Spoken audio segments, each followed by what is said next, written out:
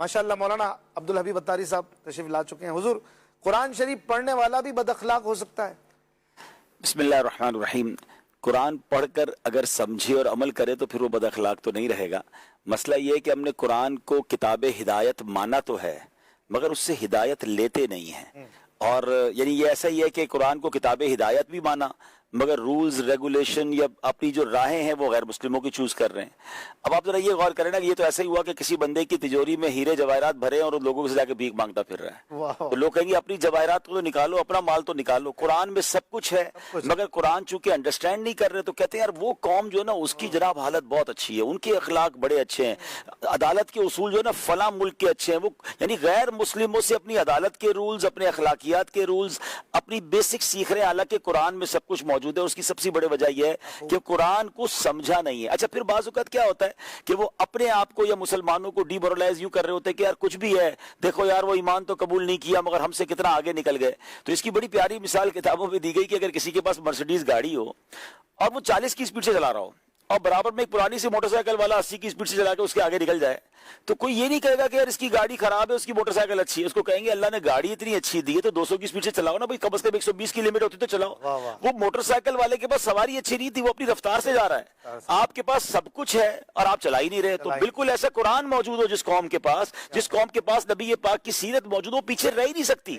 अच्छा, ऐसा नहीं कि ऐसा कभी नहीं हुआ। देखिए, जिन्होंने कुरान और सुन्नत पे सहाबा किराम ने अमल किया, हजरत उमर ने आधी दुनिया पर हुकूमत की। आज भी न्यूयॉर्क की सुप्रीम कोर्ट में लिखा जाता है कि ये उमर लॉज हमने नाफिज किए हैं। आज भी दुनिया के गैर मुस्लिम कहते हैं कि अगर एक और उमर इस्लाम मुसलमानों को मिल जाता तो पूरी दुनिया में इस्लाम होता। तो ये लोगों ने करके दिखाया। हजरत उमर बिन अब्दुल अजीज रदी अल्लाह तआला अन्हु ने 2.5 साल दुनिया में हुकूमत की, ओनली 2.5 years। और वो माशी इनकलाब, मैं अखलाकी इनकलाब की बात नहीं कर रहा। लोग कहते हैं ना इकोनॉमी मजबूत होनी चाहिए। हजरत उमर बिन अब्दुल अजीज ने 2.5 साल में वो माशी इनकलाब बर्पा किया कि ज़कात लेकर लोग निकलते थे, ज़कात देने वाला कोई नहीं होता, ज़कात लेने वाला कोई नहीं होता था। ये कैसा माशरा था। कुरान और सुन्नत पर आज भी अमल करें तो लोग हमारी मिसालें देंगे, क्योंकि हमारे पास जो किताब है वो राह हिदायत है और वो हमें अखलाक सिखाती है, हमें जिंदगी के उसूल सिखाती है। प्रॉब्लम यह है इस्लाम में इशू नहीं है, मुसलमान उसको प्रैक्टिस करना शुरू कर दें तो आज हम भी वन ऑफ द टॉप हो सकते हैं। सुभान अल्लाह, माशाअल्लाह। भाई साहब, अखलाक, हुजूर अलैहिस्सलातु वस्सलाम के अखलाक से हम सीखते हैं कि अखलाक क्या होता है। हुजूर अलैहिस्सलातु वस्सलाम के खुल्क़ पाक पर सबने थोड़ा थोड़ा कुछ ना कुछ हिस्सा डाला है। आप भी कुछ बताएं कि नबी करीम का अखलाक कैसा था। सुभान अल्लाह, बहुत प्यारी बात आप कर ही रहे थे। और जो बड़ी प्यारी बात महरोज भाई ने कही ना कि अखलाक का इम्तिहान कब होता है कि जब आपके मिजाज के खिलाफ कोई बात हो। मुझसे सारे मुस्कुरा कर मिले, मैं भी मुस्कुरा कर मिलूं, आप मुझसे तो तोहफा दें, मैं आपको तोहफा दूं, आपके बड़े बाअखलाक हैं। ये कोई कमाल नहीं है। कमाल तो जब आपका टेस्ट ही जब शुरू होगा कि जब आपके मिजाज के खिलाफ बात होगी। और सरकार दो आलम अलैहिस्सलातु वस्सलाम की अखलाक करीमा की शान ये थी कि आपसे जितना जहालत का बर्ताव किया जाता, आपका हिल्म और बुर्दबारी उतना बढ़ता जाता। ये बड़ा कमाल की बात है कि जितनी जहालत है, जितना आपके खिलाफ बात हो रही है और आपका हिल्म, बुर्दबारी, सब्र वो और उभर कर सामने आती है। अब यही हमने चेक करना है। नबी पाक अलैहिस्सलाम के अखलाक की बात हो रही है और कुरान की बात भी आपने की। तफसीर कुरान रूहुल बयान में क्या कमाल की बात हजरत अल्लामा इस्माइल हक्की रहमतुल्लाह तआला अलैह फरमाते हैं कि रसूल करीम अलैहिस्सलाम का अखलाक तमाम अखलाकी अच्छाइयों का जामे है। अल्लाह पाक ने आप अलैहिस्सलाम को हजरत नूह अलैहिस्सलाम का शुक्र, हजरत इब्राहिम अलैहिस्सलाम की खुल्लत, हजरत मूसा अलैहिस्सलाम का इखलास, हजरत इस्माइल अलैहिस्सलाम के वादे की सच्चाई, हजरत याकूब और हजरत अय्यूब अलैहिस्सलाम का सब्र, हजरत दाऊद अलैहिस्सलाम का उज़्र, हजरत सुलेमान और हजरत ईसा अलैहिस्सलाम की आजिज़ी और उनके अलावा तमाम अंबिया अलैहिस्सलाम की अखलाक अता फरमाए। और ये वो मकाम है जो तमाम अंबिया कराम अलैहिस्सलाम में सिर्फ और सिर्फ जनाब रसूलुल्लाह सल्लल्लाहु अलैहि वसल्लम को अता हुआ। आला हजरत इमाम अहले सुन्नत लिखते हैं ना कि तेरे खुल्क को हक ने अजीम कहा, तेरी खिल्क को हक ने जमील किया, कोई तुझसा हुआ है न होगा शाह, तेरे खालिके हुस्नो अदा की कसम। जो नबी पाक का जहालत के बाद हिल्म बढ़ता है तो मुझे वो वाकया याद आया कि प्यारे आका अलैहिस्सलाम एक बार गालिबन हज़रत उमर फारूक रज़ी अल्लाह तआला के साथ तशरीफ ले जा रहे थे और सामने से एक शख्स जो कि यहूदियों का बहुत बड़ा आलिम था। ये वाकया डिस्कस तो नहीं हुआ, अभी तो नहीं हुआ। तो यहूदियों का बहुत बड़ा आलिम था और उसने आकर नबी पाक से मादअल्लाह बड़ी बदतमीजी से बात करना शुरू की और उसने नबी पाक अलैहिस्सलाम से कहा कि मुझे मेरी खजूरों का लेन देन हुआ होगा, वक्त अभी बाकी था। और उसने बड़ी बदतमीजी से वो खजूरें वगैरह मांगी, वो माल तलब किया। हजरत उमर बड़े नाराज हुए कि ए शख्स, तुझे पता है तुम किससे बात कर रहे हो? अल्लाह के नबी अलैहिस्सलाम से इस तरह गुफ्तगू की जाती है। और वो बहुत ज्यादा जलाल में आ गए। नबी पाक से मोहब्बत का तकाजा भी था। तो प्यारे आका अलैहिस्सलाम ने हजरत उमर से फरमाया, उमर तुम्हें तो मुझे कहना चाहिए था कि या रसूलल्लाह इसका हक जल्दी अदा कर दें, इसको समझाना चाहिए था कि नबी से बात करें। अब हमारे साथ अगर 2-4 लोग हों, हमारे हमारे जानिसार हों या मोहब्बत करने वाले, और सामने वाला बदतमीजी करे तो बंदे की टोन ही अलग होती है। नबी पाक हजरत उमर को समझा रहे। और फिर उसके बाद सुभान अल्लाह, हजरत उमर के ने उस शख्स को पूछा कि तुम कौन हो? तो उसने बताया कि मैं फला हूं, नाम मेरा ख्याल है बड़ा है जैद बिन साना। जैद बिन साना जो थे उस वक्त यहूदियों के आलिम थे। कहते मेरा नाम जैद बिन साना है। तो हजरत उमर ने कहा तुम वही हो जो यहूदियों के बहुत बड़े आलिम हो? कहा मैं वही हूँ। तो तुम्हें नहीं पता कि अल्लाह के नबी से बात कैसे करते हैं? कहा उमर मुझे बिल्कुल पता है, मैंने अपनी किताबों में अल्लाह के आखिरी नबी अलैहिस्सलाम की निशानियां पढ़ी हैं। मैंने तमाम निशानियां इनमें पहचान ली थी। मुझे एक निशानी चेक करनी थी कि इनसे जितनी जहालत का बर्ताव किया जाएगा, इनका हिल्म और बुर्दबारी उतना ही बढ़ता जाएगा। सुभान अल्लाह। नबी पाक अलैहिस्सलाम ने क्या किया कि नबी हजरत उमर से फरमाया, ए उमर जाओ, जाकर इसकी खजूरें देकर आओ, थोड़ी ज्यादा देकर आना। तो हजरत उमर कहते हुजूर ज्यादा किस बात की? फरमाया, ए उमर तुमने जो जिस आंखों से उन्हें देखा था, जो अंदाज इख्तियार किया था, उससे उनका दिल टूट गया होगा, तुम उसके इजाले के तौर पे देकर आओ। अच्छा, अब जब वो लेकर गए तो यही फिर कॉरेस्पॉन्डेंस हुई कि जब खजूरें ज्यादा दी तो हजरत जैद बिन साना कहते हैं कि ज्यादा खजूरें क्यों लाए हो? तो कहा मेरे नबी अलैहिस्सलाम ने ये जो है वो खजूरें ज्यादा भिजवाई कि मैंने तुमसे अच्छे अंदाज में बात नहीं की थी। तो फिर उन्हें जब तारुफ करवाया तो हजरत उमर कहते तुम्हें मालूम नहीं नबी पाक से बात कैसे करनी है? तो फिर जैद बिन साना ने कहा कि मुझे ये निशानी देखनी थी। ए उमर, मैं अब गवाही देता हूं कि यही अल्लाह के आखिरी नबी हैं और मैं बड़ा मालदार भी हूं। मैं आज इस्लाम भी कबूल करता हूं और अपना आधा माल इस्लाम के लिए वक्फ करता हूं। सुभान अल्लाह। अब अच्छा, यहाँ एक और बड़ी खूबसूरत बात उलमा ने लिखी कि नबी पाक अलैहिस्सलाम ये काम खुद भी कर सकते थे, खजूरें भिजवा देते हैं, मामला सेट कर लेते। हजरत उमर के जरिए भिजवाना, जो अभी महरोज भाई बात कर रहे थे कि तरबियत अखलाकी जो है ना वो बड़ी सोहबत से होती है, कि हजरत उमर ने जलाल किया था तो हजरत उमर के जरिए ये खजूरें भिजवाना और उनके जरिए ये इजाला या जो भी एक्स्ट्रा खजूरें दिलवाना, ये अब सारी जिंदगी हजरत उमर को याद रहा ना। और आज हम भी सीख रहे हैं। सुभान अल्लाह। हमें ये भी देखना चाहिए कि अगर हमारे किसी बच्चे की किसी से लड़ाई हो जाए तो हम खुद जाके माफी तलाफी करके ना जाएं, बच्चे को भी उस मामले में इन्वॉल्व करें ताकि पता हो कि गलती किसकी है, सेटल कैसे करना है, माफी कैसे मांगनी है, अखलाक का तकाजा क्या है। तो सुभान अल्लाह, अल्लाह करे कि मैं और आप इस अखलाक का कोई जर्रा हासिल करें कि जब भी मेरे और आपके मिजाज के खिलाफ बात हो ना, गुस्सा आ रहा है, बदले का जी चाह रहा है, टिट फॉर टैट को जी चाह रहा है, फौरन मेरा और आपका कोई अल्लाह करे अलार्म बजे कि अब तुम्हारा टेस्ट शुरू हुआ है, अब अखलाक का टेस्ट शुरू हुआ है कि अब दरगुजर कहां से आता है, तो फिर इंशाअल्लाह अखलाक मिलेगा। कर दो माला माल आका, दौलत अखलाक से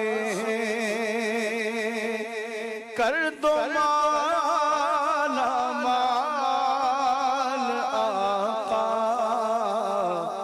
दौलत अखलाक से खुल्क की दौलत से ये महरूम बदगुफ्तार है, खुल्क की दौलत से ये महरूम बदगुफ्तार है।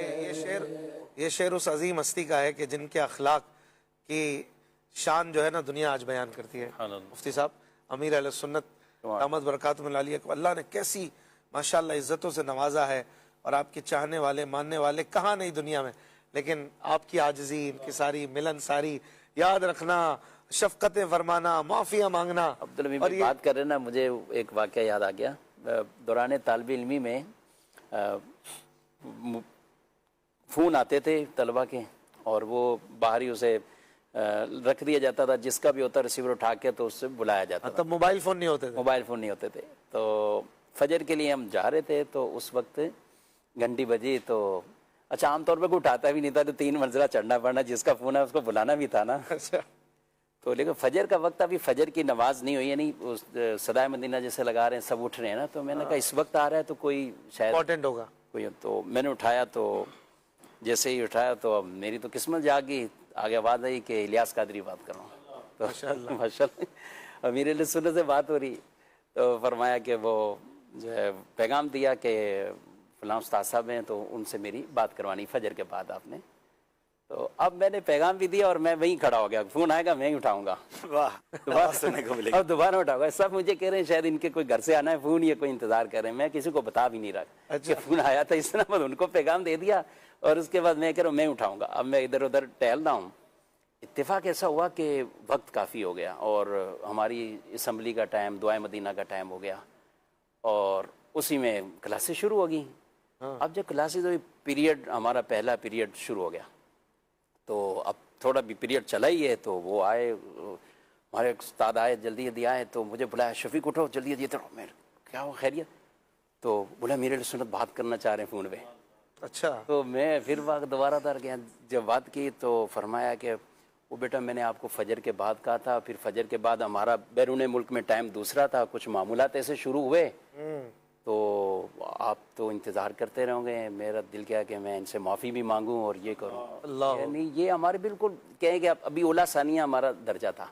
ये आज से कोई 25 साल पुरानी बात ऐसा ही होगा, ज़्यादा तकरीबन जो है ना 1999 होगा, 99, तो 27 साल पुरानी। जी हाँ सर, माशाअल्लाह। तो पीरियड के दौरान यानी कहा कि वो जिन्होंने पहला फ़ोन सुना था ना, तो वो इंतज़ार यानी तो यानी एक अंदाज है अमीर सुन, आज तक यानी भूला नहीं हूँ मैं, इस चीज़ को नहीं भूला। लेकिन अच्छे अखलाक से बंदा खरीद लिया ना, क्या बात, यही तो सीखना है। आपकी एक मुस्कुराहट, आपका एक अच्छा अखलाक जिंदगी भर उसे याद रहता है। अच्छा मेरोज भाई एक और बात बताऊं, बुरा अखलाक भी याद रहता है। बद अखलाकी भी। आपको जिंदगी में बहुत सारे नाज़रीन होंगे जिनको किसी की बद अखलाकी, दिल तोड़ना, जलील करना, सबके सामने डांटना या सजा देना, आपको वो भी याद होगा।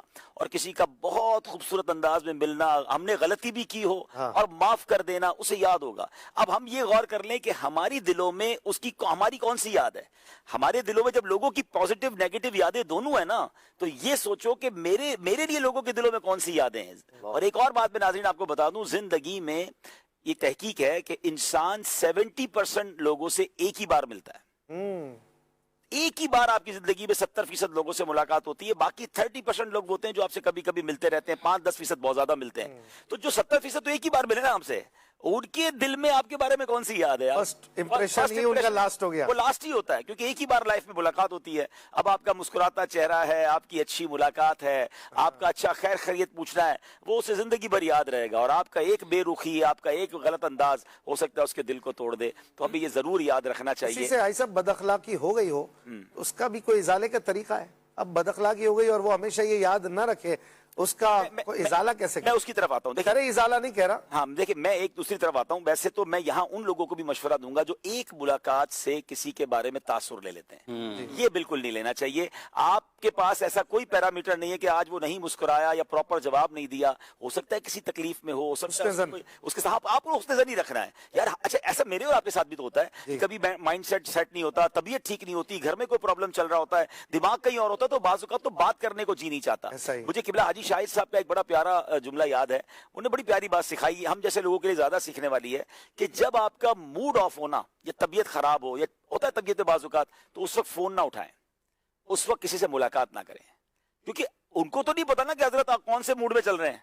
मोबाइल ट्यून में तो नहीं आता कि आप बहुत खतरनाक मूड में कॉल कर रहे हैं, तैयार रहिए कुछ गोलाबारी हो सकती है। वो तो बेचारा उसी मोहब्बत से फोन कर रहा है और उसको क्या पता आप किस मुश्किल में, तो फोन ही ना उठा पाए थोड़ी देर। आपका जी नहीं चाह रहा बात करने को, आप किसी तकलीफ से गुजर रहे हैं, थोड़ा सा पब्लिक अवॉइड कर ले, पब्लिक अपीयरेंस अवॉइड कर लें। वरना सारी मुसीबतें लेकर जब आप पब्लिक में जाते हैं तो फिर लोगों का जो आप हाल करके आते हैं, अपनी मुसीबतें बांट कर आते हैं, तो ऐसा ना करना चाहिए। लेकिन इसके बावजूद अगर आपकी किसी से मुलाकात हुई है और उसने अच्छा आपको रिस्पॉन्स नहीं दिया, तो एक मुलाकात में तासुर कायम ना करें, मौका नहीं है। वरना अशफाक भाई ने मुझे मेरा ही एक वाक्य सुनाया हुआ है और वो मैंने कई जगह सुनाया है, तो वो मुझे भी बाद में खुद सीखने को मिला कि एक मुलाकात से उन्होंने तासुर क्या कायम किया, और अल्लाह का शुक्र है खुद ही खुद दूसरी मुलाकात में वो हल भी हो गया। लेकिन हमें वाकई ऐसा करना चाहिए।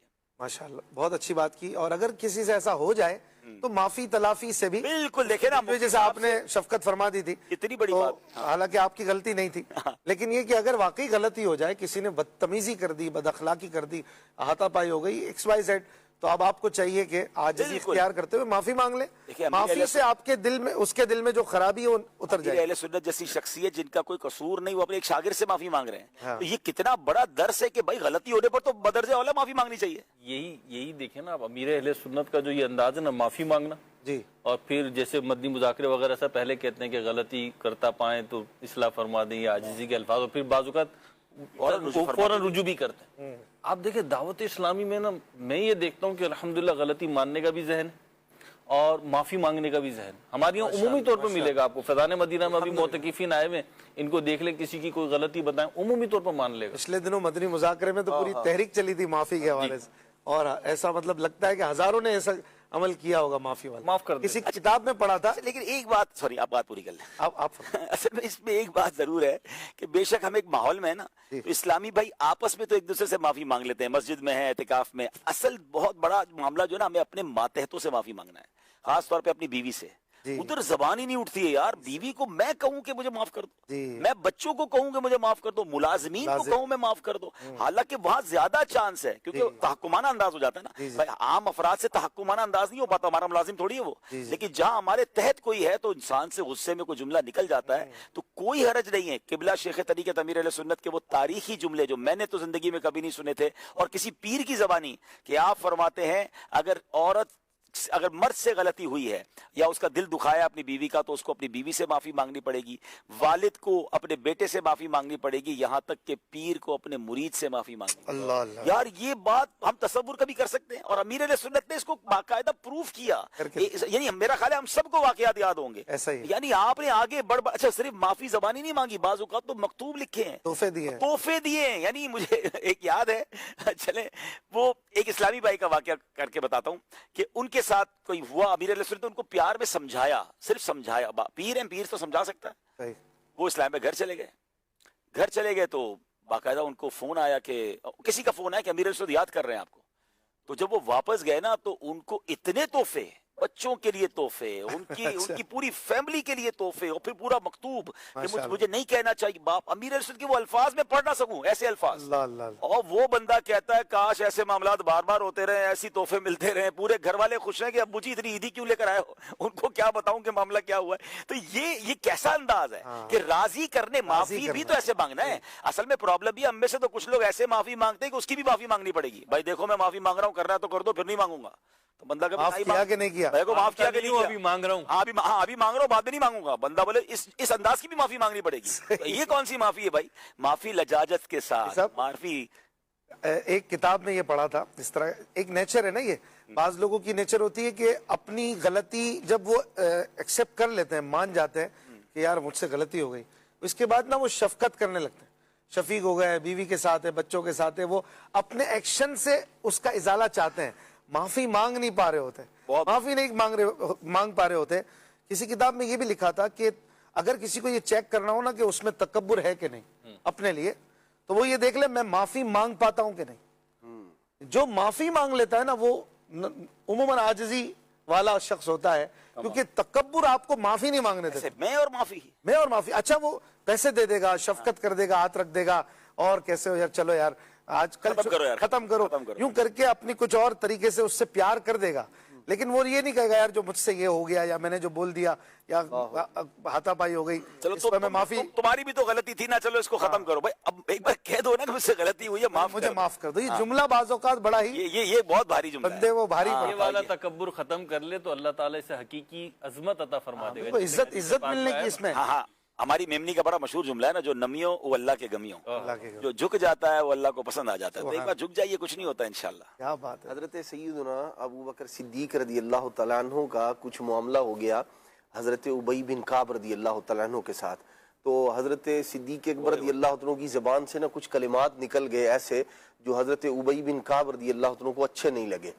तो अब हजरत सैयदना सिद्दीक अकबर रदी अल्लाह तआला को जब एहसास हुआ ना इस बात का, तो आपने हजरत उबई बिन काब से फरमाया कि भाई वो जो मैंने जुमले आपसे कहे थे ना, आप वो मुझे कह दें, बदला हो जाएगा। मैंने आपको कहा आप मुझे कह दें।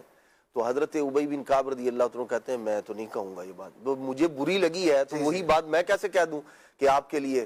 तो जनाब सैयदना सिद्दीक अकबर रदी अल्लाह तआला ने फरमाया भाई आप कह दें। वो इसरार क्या कर रहे हैं कि भाई मामला बराबर हो जाए, बदला हो जाए।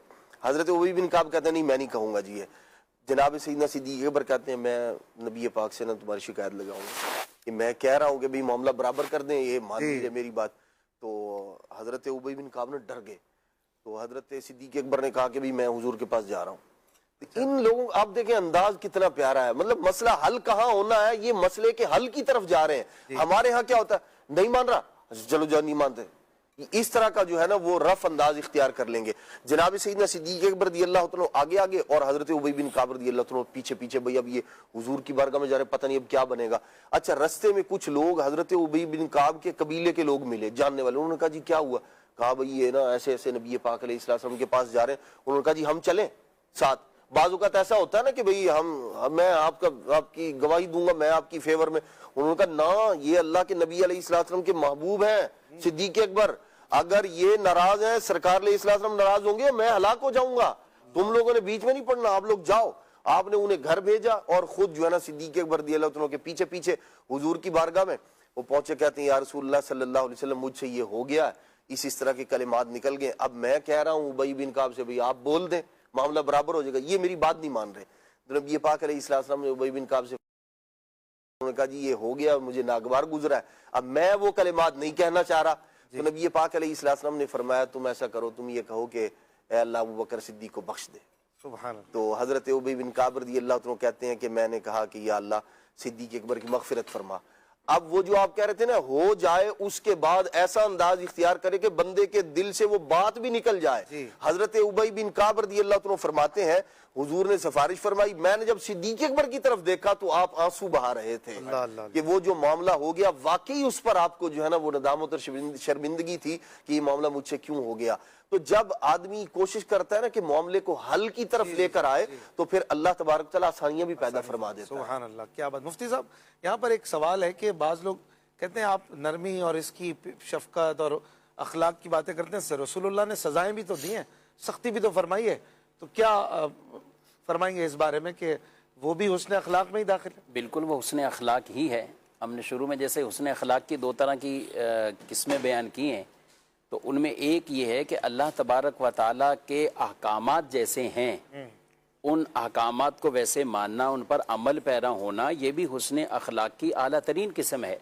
और इसी पर ही तो सारा दारोमदार है हुस्न अखलाक का। सही है। तो नबी पाक सल्लल्लाहु ताला अलैहि वसल्लम ने इस कई मौके ऐसे हैं, चेहरा मुबारक पर जलाल आया, कई मरतबा ऐसा हुआ। हज़रत सिद्दीक़ अकबर रदियल्लाहु ताला अन्हु की गुफ्तगू हुई, ये वाक़या सुना, और भी ऐसे कई वाक़यात भी हुए।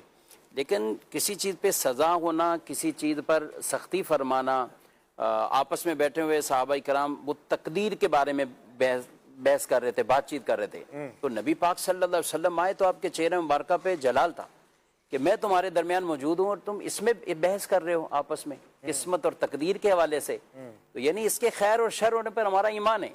यानी ये ऐसा टॉपिक नहीं है कि इसके सारी जो है ना वो गुत्थियाँ सुलझाई जाएं। तो जब अबू बकर और उमर रदियल्लाहु ताला अन्हुमा जैसी हस्तियों को रसूलुल्लाह सल्लल्लाहु अलैहि वसल्लम ने जिस दिन ये कहा तो चेहरे मुबारक पर सुर्खी थी। और फिर जब सहाबा कराम के ये अंदाज होते थे तो वो फौरन कहते थे हम रजू लाए, अल्लाह और उसकी रसूल की बारगाह में हम रजू लाए, यानी हम तौबा करते हैं इस चीज़ से। कोई भी अगर इस तरह का वाक़या होता था तो ये हुस्न अखलाक से मुनाफी नहीं है। हाँ, एक बात और है, एक शख्स को उसकी शराब की वजह से कोई हद सज़ा हुई, जारी हुई, तो उसके बाद कुछ लोगों ने आपस में गुफ्तगू की उसके बारे में कि ये ऐसा है, ये ऐसा नहीं है। तो नबी पाक सल्लल्लाहु अलैहि वसल्लम ने पता क्या फरमाया? फरमाया कि उसको ये बुरा ना कहो, ये है उसके अंदर वो सिफत तो थी शराब वाली, लेकिन अल्लाह और उसके रसूल से मोहब्बत करने वाला ये। वाह वाह। यानी ये बंदा है ऐसा, यानी आपने वहां भी उनको ये तारीफ कर दी, इसकी ये तारीफ की कि इसके अंदर ये पहलू भी तो अच्छा है, एक पहलू इसमें ये अच्छा है। और कई मरतबा आप सल्लल्लाहु अलैहि वसल्लम के सामने जिक्र हुआ फलां आदमी चोरी करता है, नमाज भी पढ़ता है, फरमाया एक दिन नमाज उसे रोक देगी इस काम से। यानी कई ऐसे चीज़ों को भी तो जहाँ हुस्न अखलाक सज़ा के तौर पर या नाराज़गी के तौर पर ऐसे कई ऐसे वाक़यात हुए हैं। हमने ग़ज़वा तबूक के वो उन सहाबा का जिक्र किया पिछले दिनों के जिन्होंने नबी पाक सल्लल्लाहु अलैहि वसल्लम जिनसे नाराज़ हुए और कितने अरसे दिन गुजर गए नाराज़गी, जब तक अल्लाह ताला ने आयतें नाजिल नहीं की तो आप सल्लल्लाहु अलैहि वसल्लम उनसे नाराज़ रहे। लेकिन जब रब ने तौबा कबूल फरमाई तो फिर ऐसे राज़ी हो गए, फिर ऐसे आप उनसे खुश हुए हैं। तो ये हुस्न अखलाक से मुनाफी नहीं। इसी तरह पीर अपने मुरीदों को, ये तहरे कई मौके ऐसे होते हैं सख्ती भी वो करेंगे, यानी उसमें वो सख्ती से वो चीज़ समझाएंगे।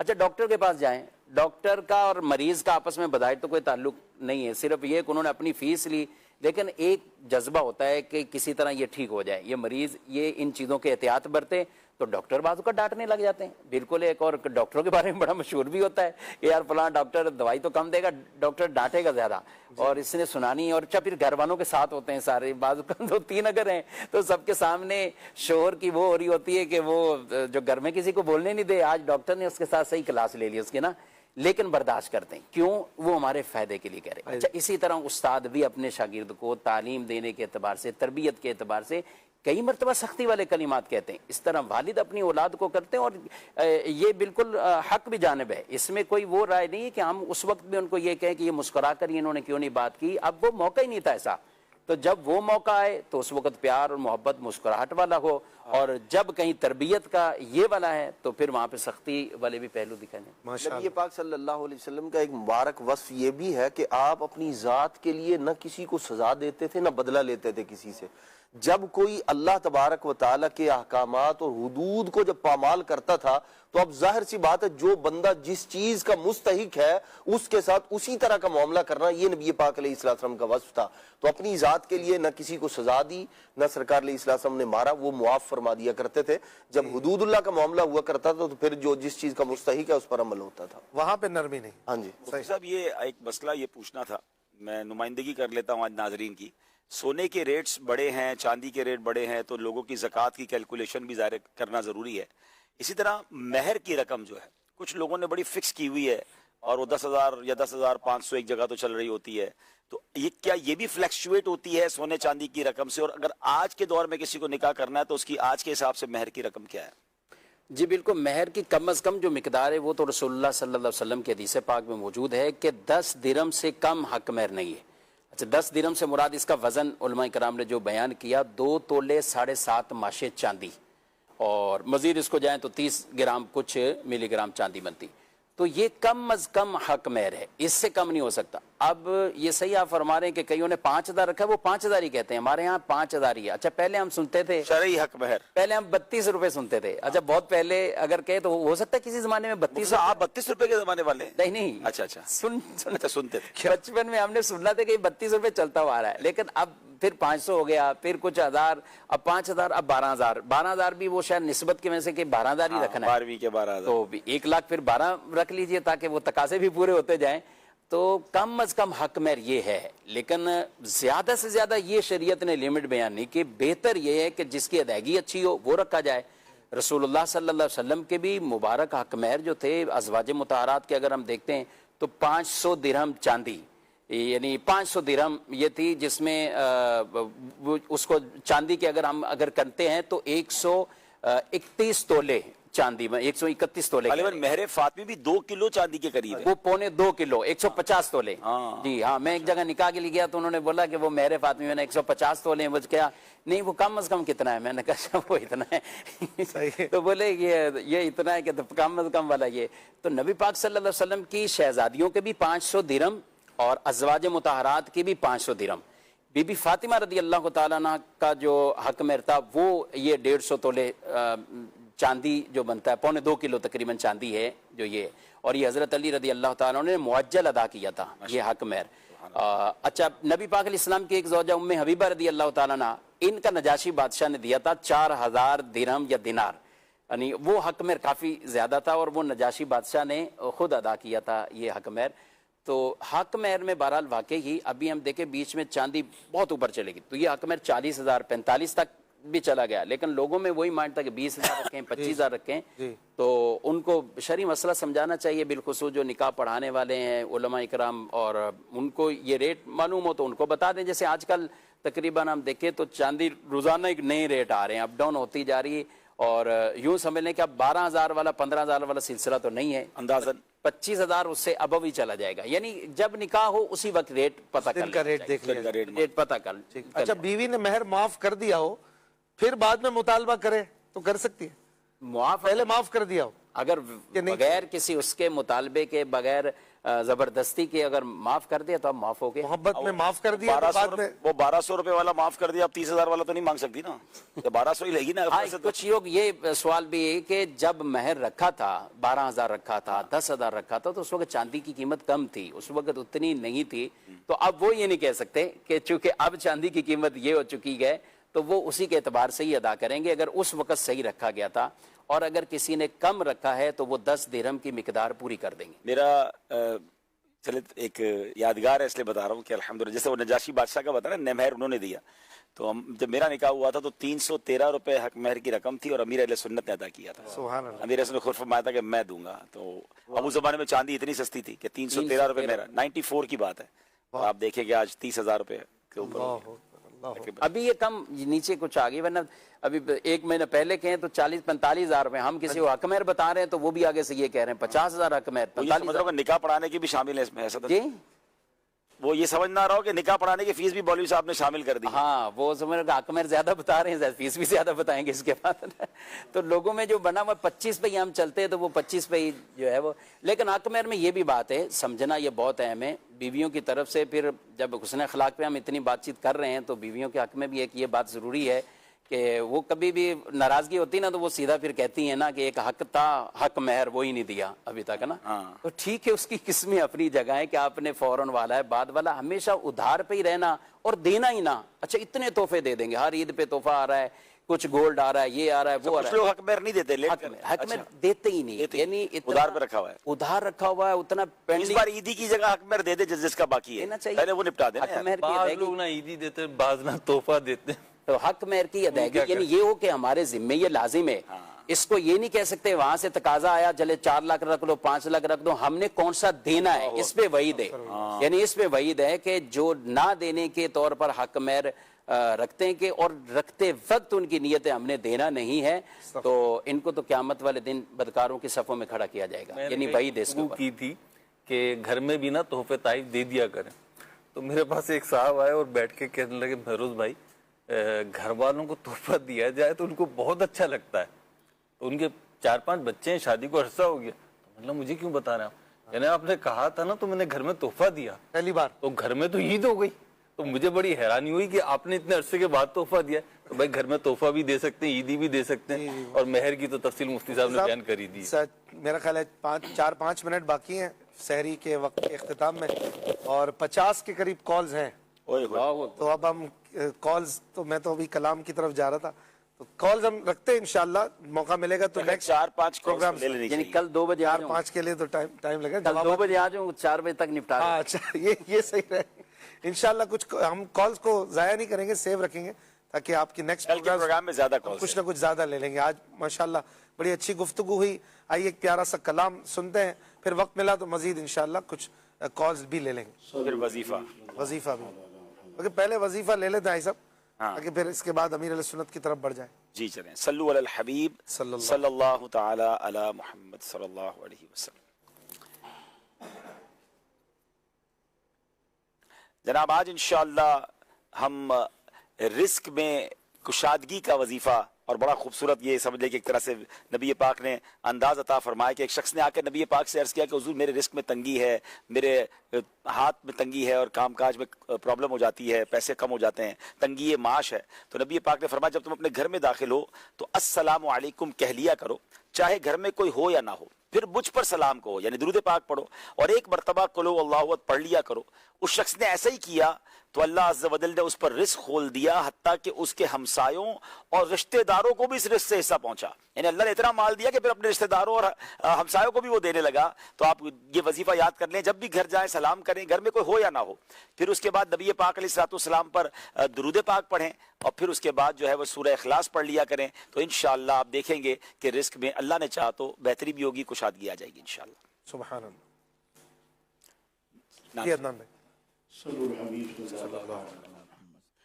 हो करम सरकार अब तो हो करे गम बेशुमार, जानो दिल तुम पर फिदा, ऐ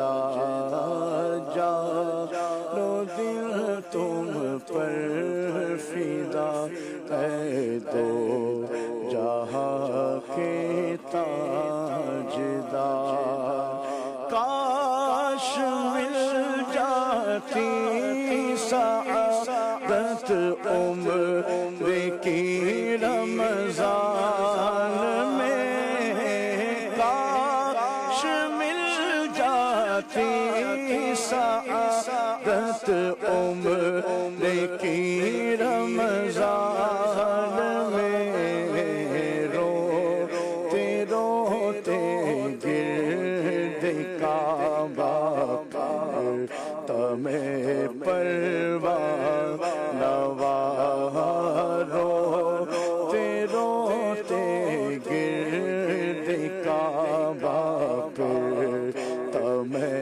परवान नवार याद आता है तवाफ़े खाने काबा मुझे याद आता है तवाफ़े खाने काबा मुझे और लिपटना मुल्तज़म सेवा लिहाना बार बार और लिपटना मुल्तज़म सेवा लिहाना बार बार या रसूल अल्लाह सुन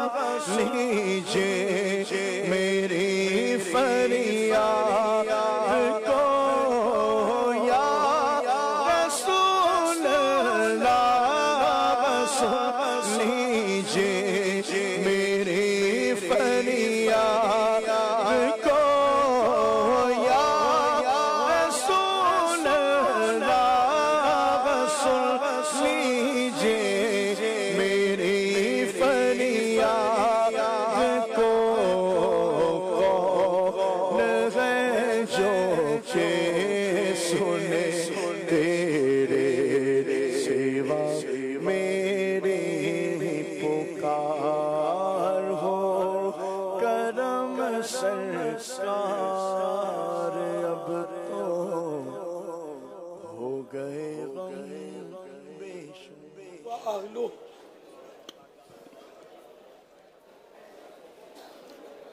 अल्लाहुम्म सल्लिमनी मिन रमज़ान वसल्लिम रमज़ान ली वसल्लिमहु मिन्नी अल्लाहुम्म रब्बना आतिना फिद दुनिया हसना व फिल आखिरति हसना व क़िना अज़ाबन नार अल्लाहुम्मा इन्नी अस्अलुकल मुआफ़ात फिद दुनिया वल आखिरा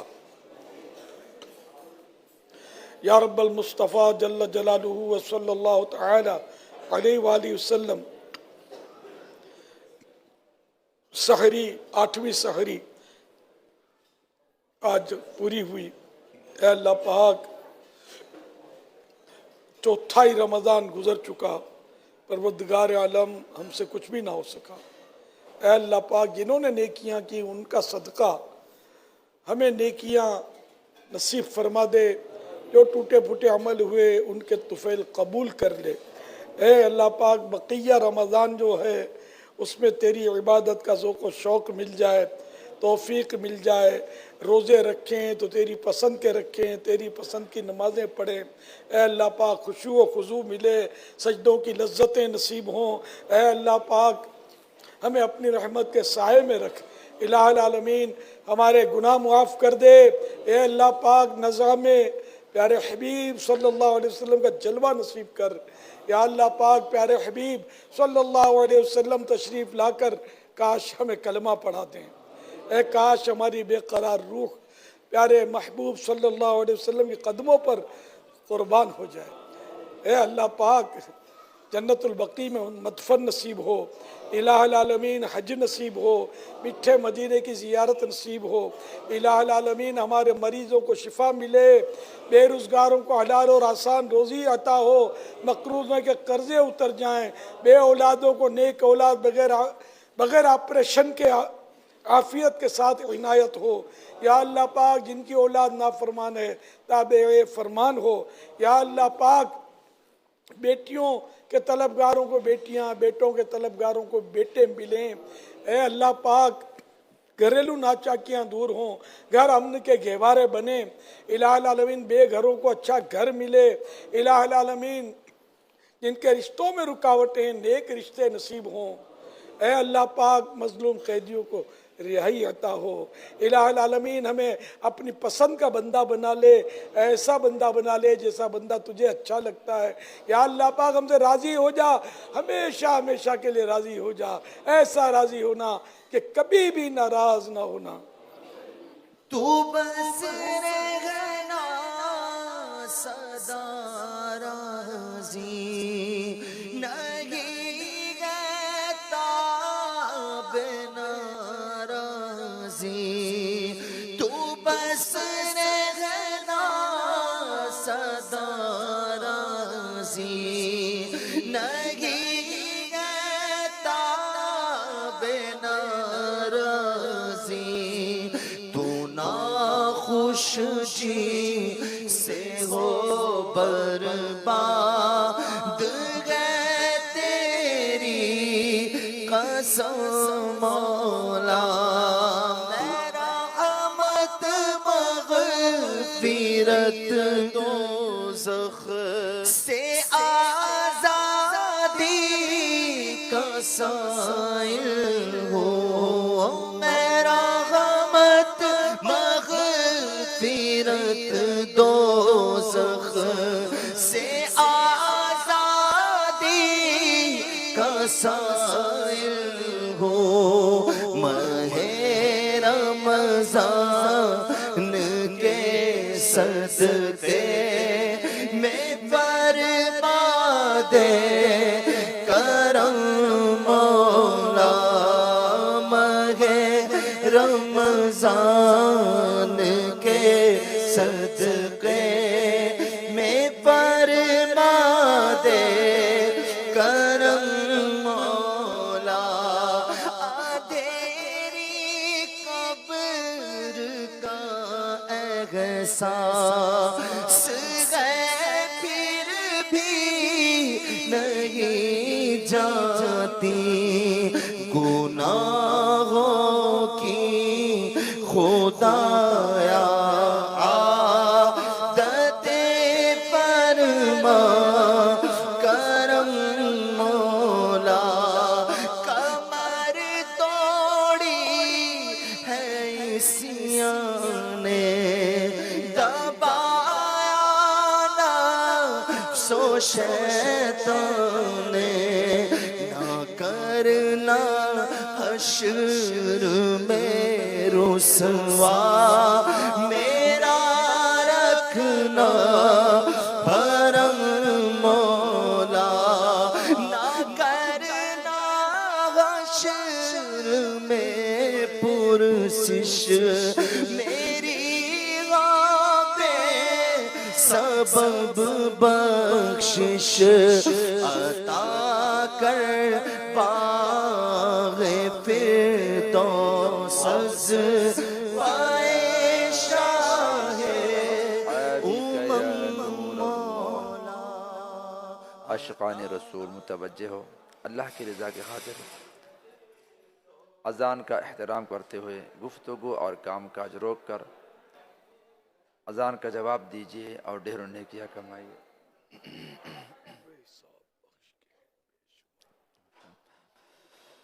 अल्लाहु अकबर, अल्लाहु अकबर, अल्लाहु अकबर,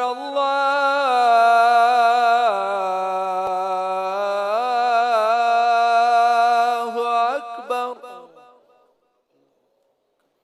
अशहदु अल्ला इलाहा इल्लल्लाह الله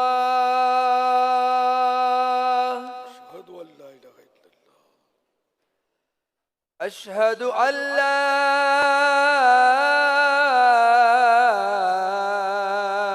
इलाहा इल्लल्लाह अशहदु अल्ला इलाहा इल्लल्लाह अशहदु अन्ना मुहम्मदर रसूलुल्लाह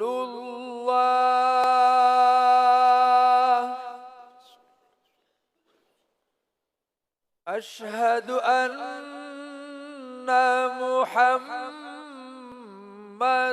रसूलुल्लाह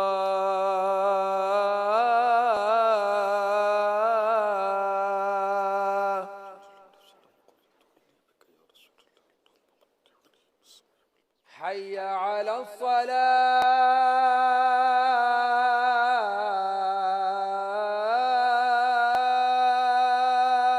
हय्या अला सलाह वला हौला वला कुव्वता इल्ला हय्या अला सलाह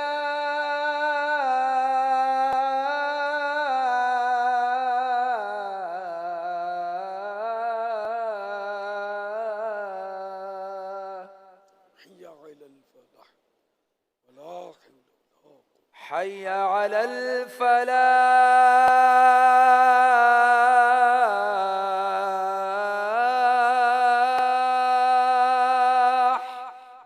वला हौला वला حي على الفلاح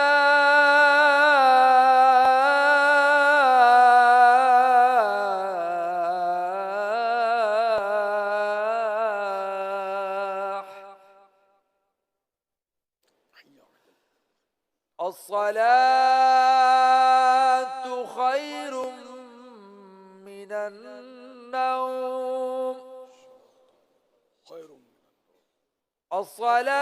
الصلاة خير من النوم الصلاة خير من النوم الله أكبر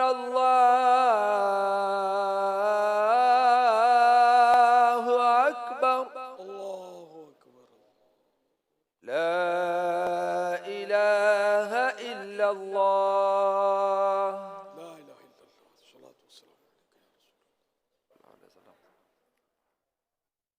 الصلاة والسلام عليك يا رسول الله الصلاة والسلام عليك يا رسول الله وعلى آلك وأصحابك يا حبيب الله اللهم رب هذه الدعوة التامة والصلاة القائمة آت سيدنا محمدا الوسيلة والفضيلة والدرجة الرفيعة وابعثه مقاما محمودا الذي وعدته وارزقنا شفاعته يوم القيامة إنك لا تخلف الميعاد الصلاة والسلام عليك يا نبي الله وعلى آلك وأصحابك يا نور الله दावत इस्लामी के आलम मदनी मरकज़ फैज़ान मदीना में फजर की जमात मुझे बोलना है 6:05 पे हैं। सल्लु अलल हबीब सल्लल्लाहु अलैहि मुहम्मद।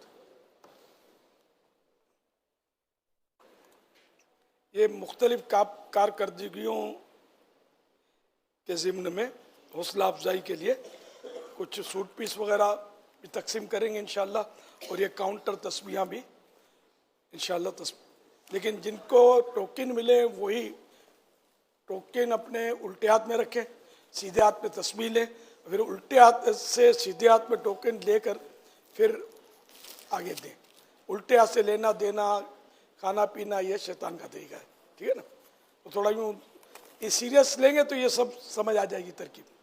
उल्टे हाथ से टोकन नहीं देना और लेना भी नहीं उल्टे हाथ से, और सलाम हाथ मिलाने की कोशिश मत करना, टाइम भी कम होता है। मैं बोलते भी हैं बात तो मेरे को समझ थोड़ी आती है, अक्सर समझ नहीं आती, ये नाते पड़ी जा रही होती हैं, माहौल इस तरह का होता है तो क्या बोलते हैं आप होंठ हिल रहे होते हैं आपके, नजर आ जाते हैं। दुआ हो गई ना? नहीं हुई दुआ? अल्लाह पर सलात वस्सलामु अलैका या रसूल अल्लाह व अला आलिका व सुहाबिका या हबीब अल्लाह। अल्हम्दुलिल्लाहिल्लज़ी अतअमना व सक़ाना व जअलना मुस्लिमीन। अल्लाहुम्मा अतइम मन अतअमनी वस्क़ी मन सक़ानी। अल्लाहुम्मा बारिक लना फ़ीही वअतइमना खैरम मिन्हु। अल्हम्दुलिल्लाहिल्लज़ी अल्हम्दुलिल्लाहिल्लज़ी हुवा अशबअना अशबअना वअरवाना व अरवाना वअनअमा व अनअमा अलैना अलैना वफ़दल। वअफ़दल। अल्हम्दुलिल्लाह अल्हम्दुलिल्लाहिल्लज़ी अल्हम्दुलिल्लाहिल्लज़ी हुवा अतअमनी अतअमनी हाज़ा हाज़ा वरज़क़नीही वरज़क़नीही मिन गैरि हौलिन मिन्नी वला कुव्वा। अस्सलातु वस्सलामु अलैका या रसूलल्लाह सलात वस्सलामु अलैका या नबी अल्लाह व अला आलिका व अस्हाबिका या नूर अल्लाह। व अला आलिका व अस्हाबिका या नूर अल्लाह। अऊज़ु बिल्लाहि मिनश शैतानिर रजीम। बिस्मिल्लाहिर रहमानिर रहीम। कुल हुवल्लाहु अहद अल्लाहुस समद लम यलिद व लम यूलद व लम यकुल लहू कुफुवन अहद। लिइलाफि कुरैश। बिस्मिल्लाहिर रहमानिर रहीम। लिइलाफि कुरैश إيلافهم رحلة الشتاء والصيف فليعبدوا رب هذا البيت الذي أطعمهم من جوع وآمنهم من خوف.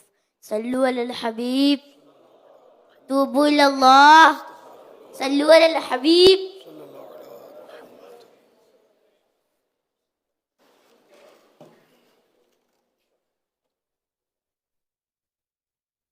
अल्लाह ला इलाहा इल्लल्लाह मुहम्मदुर रसूलुल्लाह।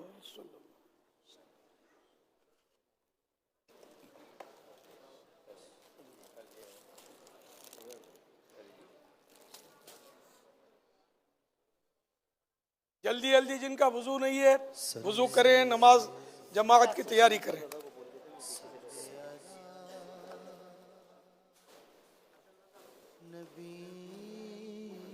टोकन मिट्टू टोकन लेते रहो।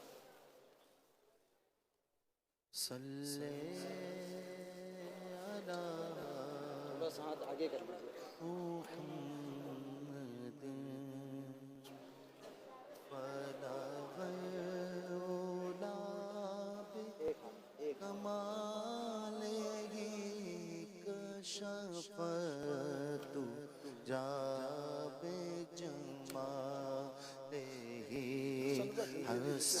टोकन इनको दे दे रहो। टोकन उल्टे हाथ में रखिए और सीधे हाथ से दे दीजिए।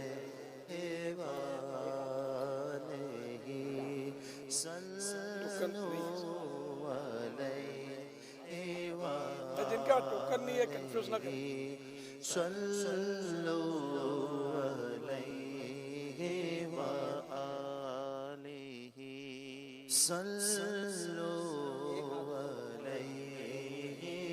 हुआ की तरह हाथ ना उठाएं, एक हाथ पर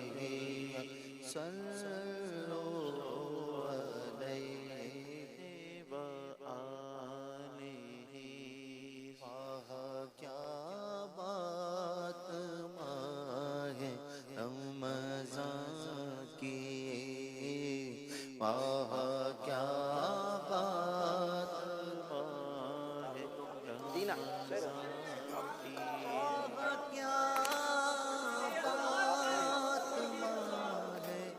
रमज़ान की वाह क्या बात माहे रमज़ान की वाह क्या बात सीधे सीधे हाथ से टोकन दे दीजिए। इनके सीधे इनका भी सीधा हो।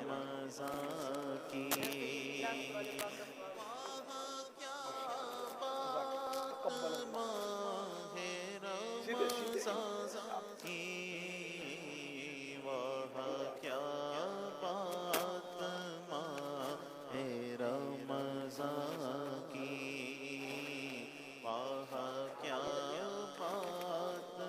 एक हाथ उठाना है,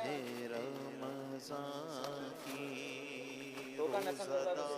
अपने रब की रहमत से रोज़ादार अपने रब की रहमत से सब शरफ याब होंगे जन्नत से सब शरफ याब होंगे जन्नत से ये मेरे मुस्तफा ने फरमाया वाह क्या बात माहे रमज़ान की वाह क्या बात माहे रमज़ान की वाह क्या बात माहे रमज़ान की